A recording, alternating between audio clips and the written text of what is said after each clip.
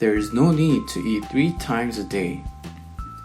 While on a healthy diet plan, 2 things are important in terms of eating well without skipping a meal.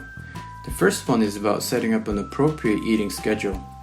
The second one is about deciding on an appropriate quantity of food. Now, let us talk about the eating schedule.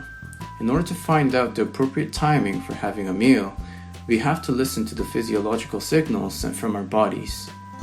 Normally, we set time to eat 3 times a day, breakfast, lunch, and dinner, as regular meal times. However, it is likely that this dietary pattern could become an ineffective method which ignores our physiological signals. Our bodies send physiological signals in terms of eating. They first begin the process of digestion through mastication, followed by digesting it in the stomach in preparation for absorption. The food, however, does not all go directly to the intestinal system, but stay within the stomach.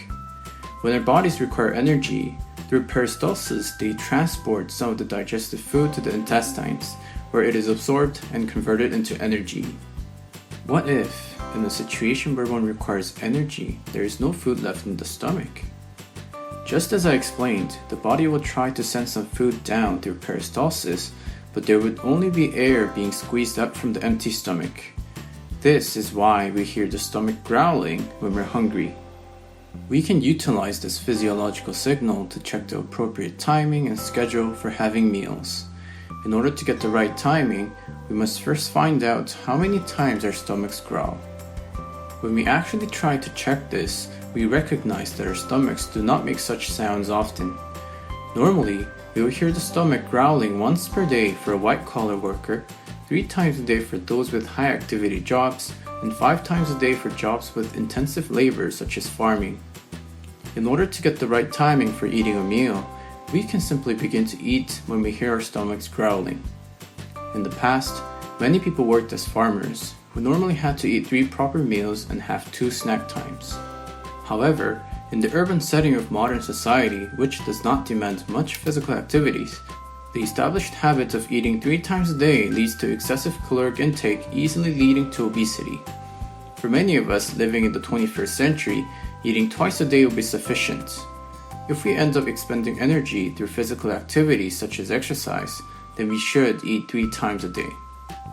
Provided that we do not eat for 30 minutes after hearing the physiological signal of our stomach growling, our bodies get into the emergency state and starts to secrete a protease enzyme called sirtuins for the protection of our bodies from possibly starving to death. Interestingly, the activated sirtuins such as SIRT1 cause physiological effects contributing to the prevention of Alzheimer's disease, cancer, and suppression of aging in cells as well. As reported by the Science magazine, eating less is an important factor to longevity. If we can withstand an empty stomach just for 30 minutes and eat a balanced, quality meal before the calorie deficit, we may reap various benefits on health and simultaneously lose body weight. If we're physically active to the point of being able to hear the stomach growling 3 times a day, we can simply eat balanced meals upon feeling hunger. However, if we only hear the stomach growling once a day, then we should begin doing extra activities or exercises to expend energy or simply eat accordingly. Then, how much should we eat? Between eating to fill 50% of our stomachs or 100%, which would be healthier? Of course, filling our stomachs to 50% and eating small amounts would be healthier as it lessens the amount of food staying in the stomach, which empties easily. However, going over 100% and eating excessively by doubling the quantity leads to a huge amount of food being stored in the stomach. This bulk of stored food, which is not used within the day, eventually comes down to the intestinal system and is stored as fat. In order to prevent such phenomenon, I'm going to introduce a way to train ourselves to eat appropriately. The core of this method is not about being bound and restricted by having a firmly scheduled strict quantity of food intake. Rather, it is about thinking actively and controlling the amount of food intake by understanding the condition of our bodies, somewhat similar to becoming enlightened through meditation. Now, let us get into this training method. Firstly, let us prepare a plate and healthy snacks such as almonds. On this plate, place the amount of almonds that you want to eat right now. Then, set and start a timer for 1 minute. close your eyes and rethink as to whether you should eat that many almonds. After the minute passes, change the amount of almonds to what you think is appropriate. It does not matter as to whether the amount increases or decreases. As aforementioned, this training is not a passive one where we confine ourselves to a set plan, but an active one where we prioritize individual satisfaction. Again, set the 1-minute timer, meditate, adjust the amount of almonds, and slowly eat them, enjoying their taste. After eating them all, the most important thing to do is to organize our thoughts. Was the amount insufficient, sufficient, or excessive? If it was insufficient, it means that while meditating on the amount of food intake, our willpower was stronger than what the body wanted, and this is not a good dietary habit. It is because, as aforementioned in the previous video, we may fall into this oppressive way of diet which inevitably brings calorie deficit.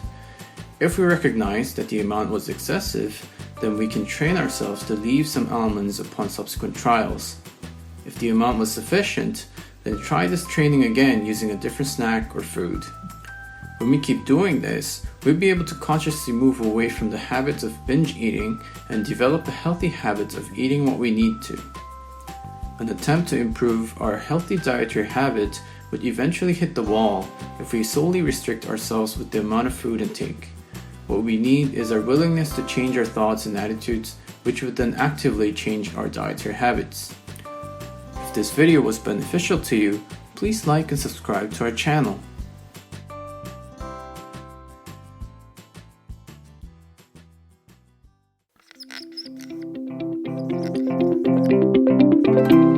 Logic Fitness.